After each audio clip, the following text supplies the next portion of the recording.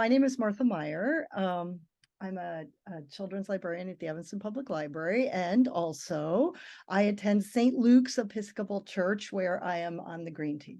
My name is Sharon Smaller, and I'm a member of Beth Emmet, and I currently chair our climate action group, and it's called Dainu. So I'm talking today to Martha Meyer, and we're talking about specifically eating a plant-based diet. Can you talk about the difference this has made in your life? And I wonder how many years you've been eating a plant-based diet, and then just on every level, physically and spiritually. Well, it depends on how long that bacon's vegan section. Well, we won't count the bacon. Well, we won't count the bacon. So, Out like probably 2009, but I okay. probably wasn't technically a vegan in 2009, so it probably took me until about 2010 to become vegan. So a good portion of my life I wasn't vegan. And what difference has it made in my life? From a health perspective, I'm 61, and so far, knock wood, no illnesses or diseases. And that is probably just dumb luck. But in the aggregate, if you put a whole bunch of plant-based people together, they are less likely to get cancer and heart disease and diabetes and a bunch of other diseases. In terms of emotionally, that's the kind of cool thing about a plant-based diet. Fruits and vegetables are apparently the things to eat if you want to reduce depression and stress.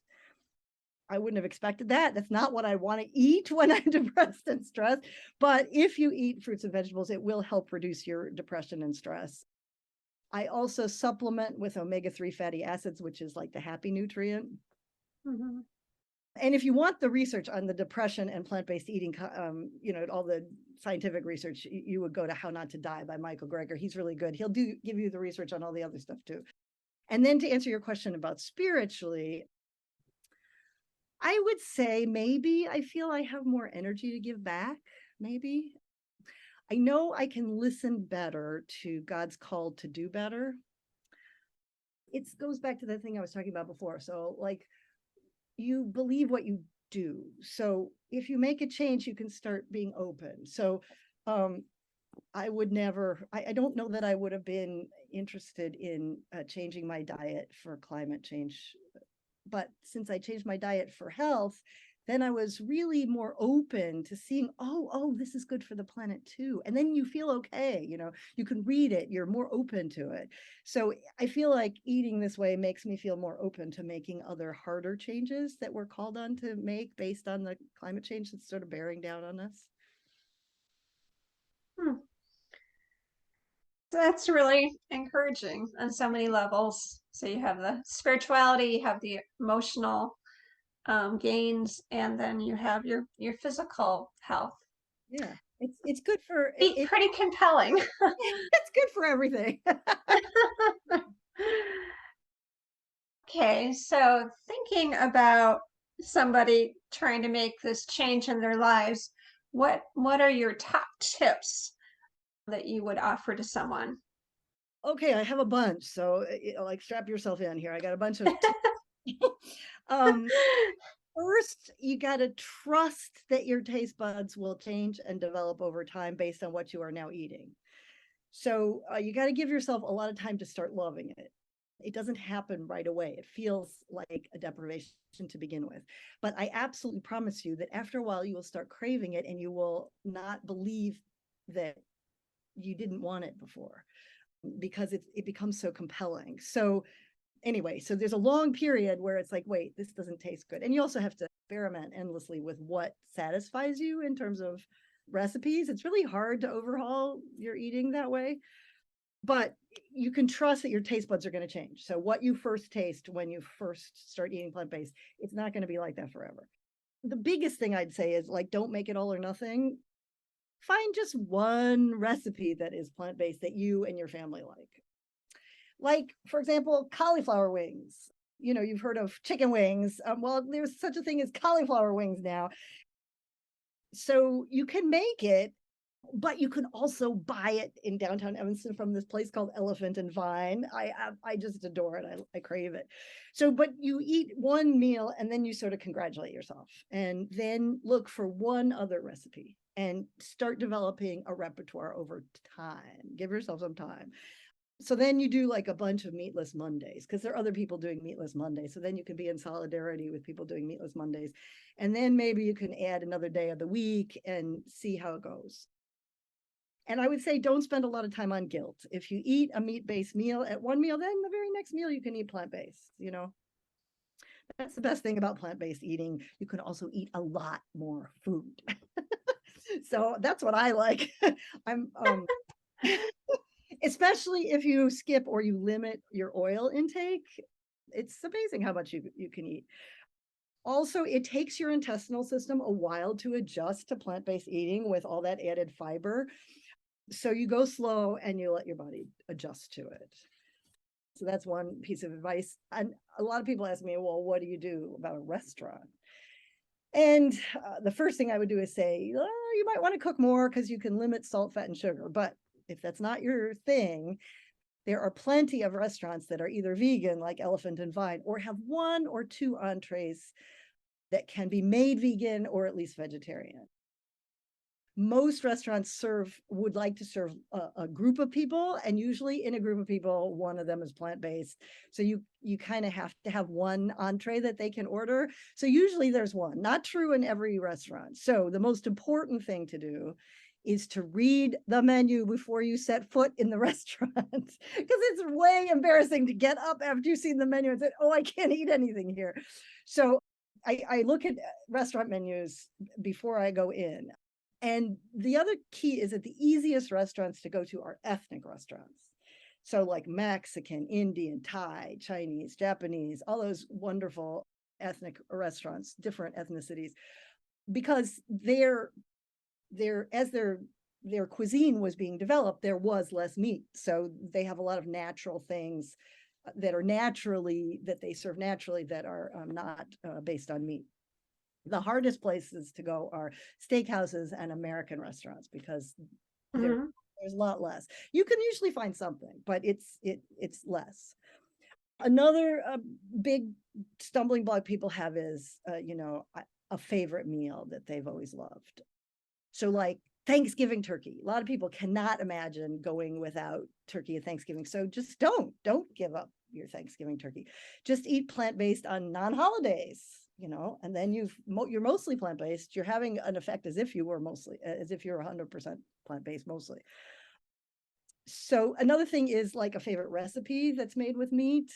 So, that's the other thing you could do, is just make an exception for that recipe. Don't let one recipe or the thought of Thanksgiving meal with mom or your favorite children or whatever prevent you from, making the change. You can make the change, but just keep the things that are really important to you. But I would say it is really great fun to adapt a recipe that's a meat-based recipe into one that's not a meat-based. And a lot, there's loads of chefs that specialize in this. But for example, like my husband recently adapted Cincinnati chili, which is essentially a meat sauce. And he adapted it to be vegan, and it is so, so good. And it's better than the original. So if anyone loves Cincinnati chili, get in touch with Have me. the little bit of cinnamon in it. Yeah. Oh, yeah, lots of spices. It's so good. Yeah.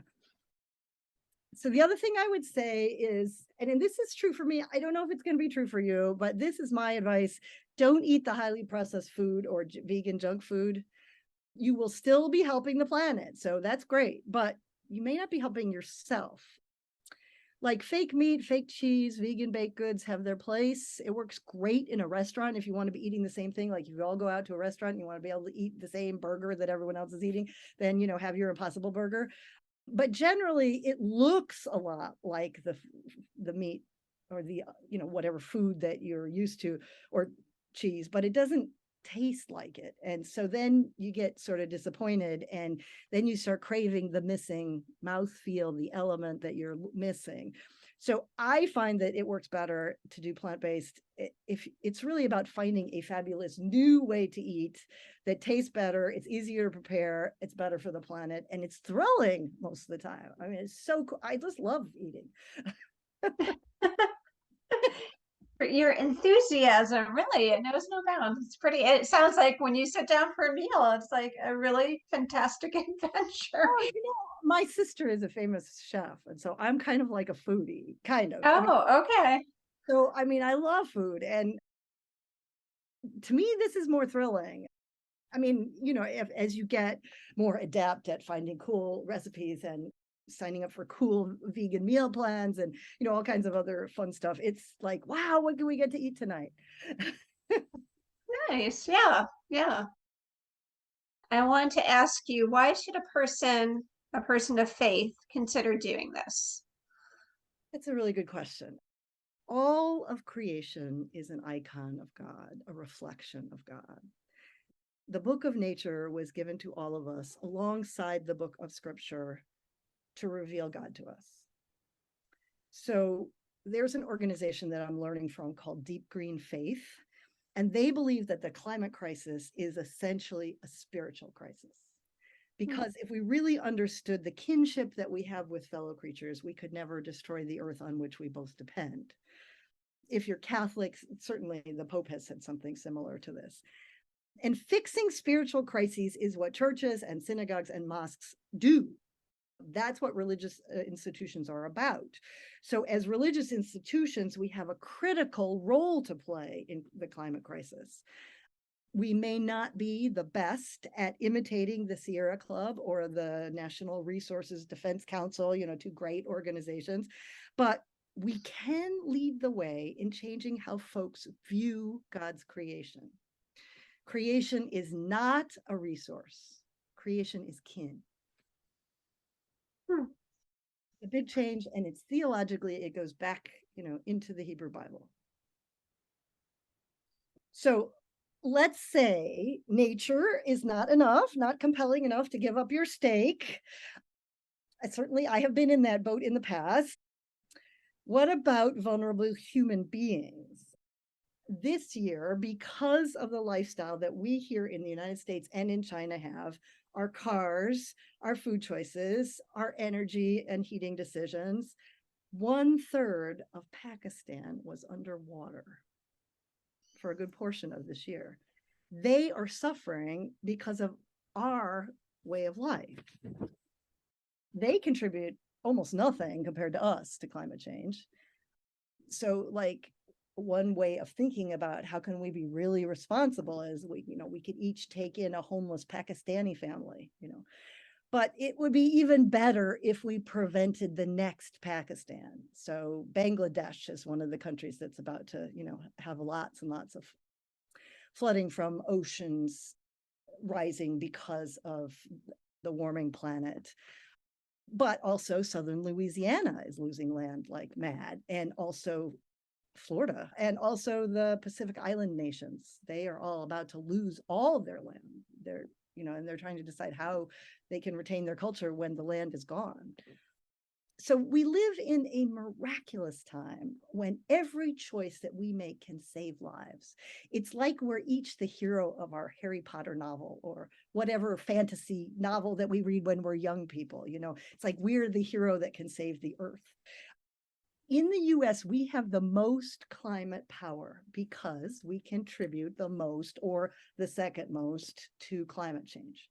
So every small decision that we Americans make can limit other countries' human suffering. So 3 times a day, we can make a better choice. Just remember what I said. You believe what you do. It's not the other way around. So do something different and your mind will follow.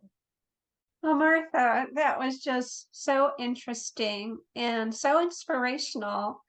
And I loved how you drew, sort of this factual landscape for us that made it so personal and sprinkled with lots of your good humor.